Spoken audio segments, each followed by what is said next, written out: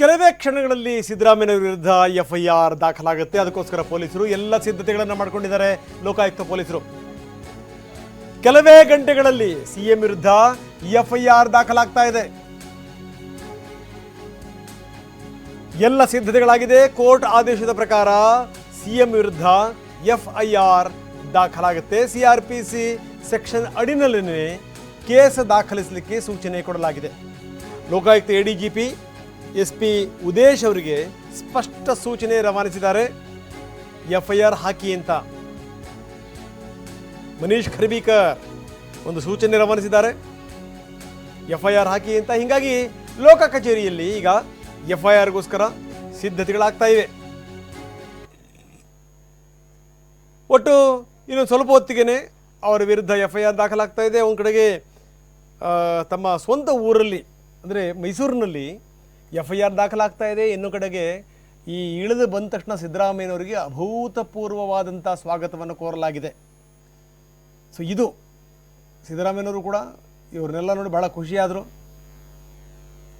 FIR ದಾಖಲಾಗ್ತಾ ಇದೆ ಅನ್ನುವಂಥ ಚಿಂತೆ ಯಾವುದೂ ಕೂಡ ಮುಖ್ಯಮಂತ್ರಿಗಳಲ್ಲಿ ಕಾಣಲಿಲ್ಲ. ಒಳಗಡೆ ಇರಬಹುದು ಮನಸ್ಸಲ್ಲಿ, ಪ್ರಶ್ನೆ ಬೇರೆ.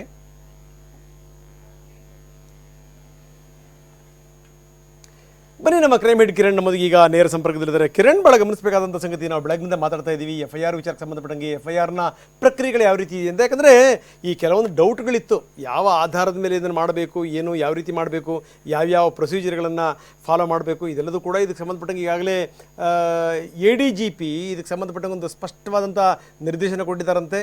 ನೀವು ಇದೇ ರೀತಿ ಇದನ್ನು ಮಾಡಿ, ಅಂದರೆ ಇದೇ ರೀತಿ ನೀವು ಎಫ್ಐಆರ್ನ ಹಾಕಿ ನೀವು ಅನ್ನುವಂಥದ್ದು ಉದೇಶ್ ಅವರಿಗೆ ಎಲ್ಲ ರೀತಿಯ ಸಂದೇಶಗಳು ರವಾನೆಯಾಗಿದೆ. ಹೀಗಾಗಿ ಮೈಸೂರಿನ ಲೋಕಾಯುಕ್ತ ಪೊಲೀಸರು ಈಗಾಗಲೇ ಎಲ್ಲ ಸಿದ್ಧತೆಗಳನ್ನು ಮಾಡ್ಕೊಳ್ತಾ ಇದ್ದಾರೆ ಅನ್ನುವಂಥದ್ದು. ಏನಿದೆ ಇದರ ಬಗ್ಗೆ ಹೆಚ್ಚಿನ ವಿವರ ಯಾವ ರೀತಿ ಇದೆ, ಜೊತೆಗೆ ಆ ಪ್ರೊಸೀಜರ್ ಯಾವ ರೀತಿ ಇರುತ್ತೆ ಕಿರಣ್? ರಂಗನಾಥ್, ನಿನ್ನೆಯಿಂದ ಕೂಡ ಸಾಕಷ್ಟು ಗೊಂದಲಗಳಿತ್ತು. ಯಾಕೆಂತಂದ್ರೆ ಕೋರ್ಟ್ ಆರ್ಡರ್ CRPC 156 ಅಡಿಯಲ್ಲಿ ಕೂಡ ಕೇಸ ರಿಜಿಸ್ಟರ್ ಮಾಡ್ಕೋಬೇಕು, ತನಿಖೆ ಮಾಡಬೇಕು ಅನ್ನೋ ಒಂದು ಸೂಚನೆಯನ್ನು ಕೂಡ ಕೊಟ್ಟಿದ್ರು.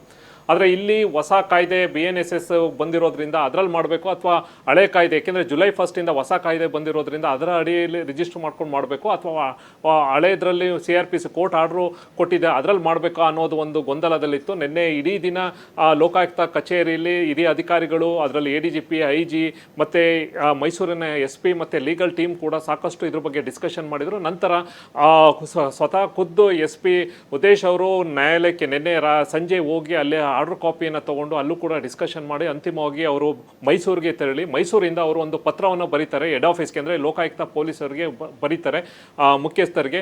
ಈ ರೀತಿ ಒಂದು ಗೊಂದಲ ಇದೆ, ಇದ್ರ ಬಗ್ಗೆ ನಿಮ್ಮ ಕಾನೂನು ಸಲಹೆ ಬೇಕು, ನಿಮ್ಮ ಒಪಿನಿಯನ್ ಬೇಕು, ಅದ್ರ ನಂತರ ನಾವು ಅದನ್ನು ಫಾಲೋ ಮಾಡ್ತೀವಿ ಅನ್ನೋ ಒಂದು ಸೂಚನೆ, ಒಂದು ರಿಕ್ವೆಸ್ಟ್ ಮಾಡ್ಕೊಂಡಿರ್ತಾರೆ. ಈ ಪತ್ರದ ಅನ್ವಯ ಮತ್ತೆ ಇವತ್ತು ಕೂಡ ಸಾಕಷ್ಟು ಅಲ್ಲಿಯ legal team, Lokayukta legal team ಅವರು ಕೂಡ ಸಾಕಷ್ಟು ಅದಕ್ಕೆ ಚರ್ಚೆನೆ ಮಾಡಿ ಅಂತಿಮವಾಗಿ ಇದೀಗ ADGP ಅವರು SPಗೆ ಸೂಚನೆಯನ್ನು ಕೊಟ್ಟಿದ್ದಾರೆ.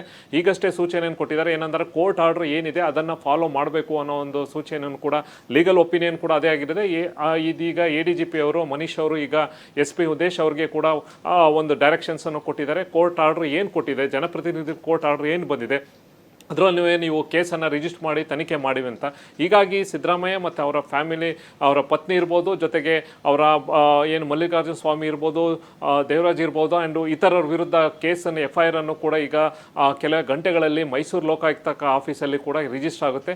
ಈ ಸಂಬಂಧಪಟ್ಟಂತೆ ನಂತರ ಉಳಿದಂತೆ ಅಲ್ಲಿ FIR ರಿಜಿಸ್ಟರ್ ಆದ ನಂತರ ಅದಕ್ಕೆ ಸಂಬಂಧಪಟ್ಟಂತೆ ಏನು ದೂರುದಾರರ ಹೇಳಿಕೆಗಳು ಇರ್ಬೋದು, ಜೊತೆಗೆ ಅದಕ್ಕೆ ಸಂಬಂಧಪಟ್ಟಂಥ ಡಾಕ್ಯುಮೆಂಟ್ಸನ್ನು ಕಲೆಕ್ಟ್ ಮಾಡೋದು, ಮೂಡ ಇರ್ಬೋದು, ಸರ್ಕಾರದ ರೆವಿನ್ಯೂ ಡಿಪಾರ್ಟ್ಮೆಂಟಿಂದ ಇರ್ಬೋದು, ಎಲ್ಲ ರೀತಿಯ ಒಂದು ಡಾಕ್ಯುಮೆಂಟ್ಸ್ ಅನ್ನು ಕಳ್ಕೊಂಡು ಅದರ ಮೇಲೆ ಯಾವ ಸೆಕ್ಷನ್ ಹಾಕ್ತಾರೆ ಅನ್ನೋದು. ಯಾಕೆಂದರೆ ಇಲ್ಲಿ ಒಂದು ಅಧಿಕಾರ ದುರುಪಯೋಗ ಅಂದರೆ ಪ್ರಿವೆನ್ಷನ್ ಆಫ್ ಕರಪ್ಷನ್ ಆ್ಯಕ್ಟ್ ಅಡಿಯಲ್ಲಿ ಕೂಡ ಭ್ರಷ್ಟಾಚಾರ ಆಗಿದೆ ಅನ್ನೋದ್ರಲ್ಲಿ ಈ ಒಂದು ಸೆಕ್ಷನ್ಸ್ಗಳನ್ನು ಕೂಡ ಹಾಕ್ತಾರೆ. ಯಾವ ಸೆಕ್ಷನ್ಸನ್ನು ಅದರೊಳಗಡೆ ಹಾಕ್ತಾರೆ ಅನ್ನೋದು. ಯಾಕೆಂದರೆ ಹಿಂದೆನೂ ಕೂಡ ದೂರದಾರ ಅಲ್ಲಿ ಲೋಕಾಯುಕ್ತ ಕಚೇರಿಗೆ ಕೂಡ ಕಂಪ್ಲೇಂಟನ್ನು ಕೊಟ್ಟಿದ್ರು.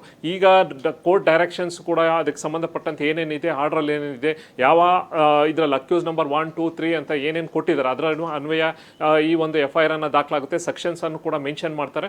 ಜೊತೆಗೆ ಉಳಿದಂತೆ ಅಂದರೆ ಅಲ್ಲಿಯ ಅವ್ರ ಮೇಲೆ ಚಾರ್ಜ್ ಏನೇನು ಬರುತ್ತೆ ಅಂದರೆ ಅಲ್ಲಿಗೆ ಸಂಬಂಧಪಟ್ಟಂತೆ ಸೆಕ್ಷನ್ ಯಾವ್ಯಾವ ಅಂದರೆ ಅದರಲ್ಲಿ ವಂಚನೆ ಬರ್ಬೋದು, ಅಧಿಕಾರ ದುರುಪಯೋಗ ಇರ್ಬೋದು, ಭ್ರಷ್ಟಾಚಾರ ಇರ್ಬೋದು, ಇವೆಲ್ಲವೂ ಕೂಡ ಸೆಕ್ಷನ್ಸ್ ಅನ್ನು ಕೂಡ ಮೆನ್ಷನ್ ಮಾಡಿ ತನಿಖೆಯನ್ನ ಲೋಕಾಯುಕ್ತ ಪೊಲೀಸರು, ಅಲ್ಲಿಯ ಮೈಸೂರು ಲೋಕಾಯುಕ್ತ ಪೊಲೀಸರು ಆರಂಭ ಇಲ್ಲೊಂದು ಪ್ರಶ್ನೆ ಇದೆ. ಇಲ್ಲಿ ನಾವು ಸ್ಕ್ರೀನ್ನ ಕೆಳಭಾಗದಲ್ಲಿ ನಾವು ಅದನ್ನು ತೋರಿಸ್ತಾ ಇದ್ದೀವಿ. ಸ್ನೇಹಮಯಿ ಕೃಷ್ಣ ಟಿವಿ ನಿನ್ ಜೊತೆ ಮಾತಾಡ್ತಾ ಒಂದು ಮಾತನ್ನು ಹೇಳಿದ್ದಾರೆ. ಏನು ಅಂತಂದ್ರೆ, ಅಲ್ಲ ತೀರಾ ಎಸ್ ಪಿಗೆ ಅಷ್ಟೊಂದು ಕನ್ಫ್ಯೂಷನ್ಗಳಿದೆಯಾ?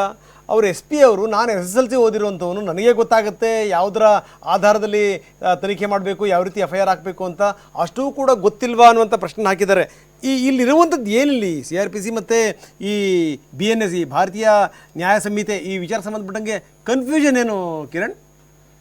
ಇಲ್ಲಿ ಜುಲೈ 1 ಇಡೀ ದೇಶದಲ್ಲಿ ಹಿಂದೆ ಇದ್ದಂಥ IPC ಸೆಕ್ಷನ್ಸ್ ಹೋಗಿ BNSS ಅಂತ ಹೊಸ ಒಂದು ಸೆಕ್ಷನ್ಸ್ಗಳನ್ನ ಕೂಡ ಒಂದು ಜಾರಿಗೆ ಬಂತು. ಅಂದರೆ ಹಿಂದೆ ಜೂನ್ 30 ಹಳೇದಿತ್ತು. ಜುಲೈ 1 ಹೊಸ ಒಂದು ಸೆಕ್ಷನ್ಸ್ಗಳನ್ನ ಅಂದರೆ ಸೆಕ್ಷನ್ಸ್ ಇರುವಂಥದ್ದು IPCನ ಕೆಲವೊಂದು ಮಾರ್ಪಾಡು ಮಾಡಿ BNSS ಅಂತ ಒಂದು ಜಾರಿಯನ್ನು ಗೊಳಿಸಿದ್ರು. ಈಗ ಎಲ್ಲವೂ ಕೂಡ FIR ರಿಜಿಸ್ಟರ್ ಆಗುವಂಥದ್ದು BNSS ಅಡಿಯಲ್ಲೇ ಕೂಡ, ಸೆಕ್ಷನ್ಸ್ ಅಡಿಯಲ್ಲೇ ಕೂಡ ಇವಾಗ ಯಾರೇ ದೂರು ಕೊಟ್ಟರು ಆ ಇದರಲ್ಲಿ ಸಂಬಂಧಪಟ್ಟಂತೆ ಕೇಸ್ ರಿಜಿಸ್ಟರ್ ಆಗ್ತಾ ಇದೆ. ಇಲ್ಲಿ ಇರುವಂಥದ್ದು ಕೋರ್ಟ್ ಕೂಡ ಡೈರೆಕ್ಷನ್ಸ್ ಕೊಟ್ಟಿರುವಂಥದ್ದು ಕೂಡ ಜನಪ್ರತಿನಿಧಿಗಳು ಈಗ ಹಿಂದೆ ಇವೆಲ್ಲವೂ ಕೂಡ ಹಗರಣ ಹಿಂದೆ ಆಗಿರೋದ್ರಿಂದ ಹಿಂದಿನ ಒಂದು ಸೆಕ್ಷನ್ಸ್ಗಳು ಅಂದರೆ IPC ಅಡಿಯಲ್ಲಿ, CRPC ಅಡಿಯಲ್ಲಿ ಕೂಡ ಏನು ಆಗಿತ್ತು ಅದರ ಅನ್ವಯ ಕೇಸನ್ನು ರಿಜಿಸ್ಟರ್ ಮಾಡಿ ತನಿಖೆ ಮಾಡಿ ಅನ್ನೋದನ್ನ ಸೂಚನೆ ಕೊಟ್ಟಿತ್ತು. ಈಗ ಇರುವಂಥ ಹಳೆ ಕಾಯ್ದೆ ಈಗ ಬರೋದಿಲ್ಲದ್ರಿಂದ ಹೊಸ ಕಾಯ್ದೆ ಇರೋದ್ರೆ ಅದರಲ್ಲಿ ಮಾಡಬೇಕು ಅಥವಾ ಹಳೆ ಕಾಯ್ದೆ ಅಡಿಯಲ್ಲಿ ನಾವು ತನಿಖೆ ಮಾಡಬೇಕು ಅನ್ನೋದು ಒಂದು ಗೊಂದಲ ಇತ್ತು. ಅಂತಿಮವಾಗಿ ಈಗ ಅವರು ಲೀಗಲ್ ಒಪಿನಿಯನ್ ತಗೊಂಡ ಮೇಲೆ ಈಗ ಏನು ಕೋರ್ಟ್ ಡೈರೆಕ್ಷನ್ಸ್ ಕೊಟ್ಟಿದ್ದಾರೆ ಆ ಅನ್ವಯ ಈಗ ತನಿಖೆಯನ್ನ ಮಾಡೋಕೆ ಈಗ ಲೋಕಾಯುಕ್ತ ಪೊಲೀಸರು ಮುಂದಾಗಿದ್ದಾರೆ. ಎಸ್ ಕಿರಣ್, ಧನ್ಯವಾದ ತಮ್ಮೆಲ್ಲ ಮಾಹಿತಿಗೆ.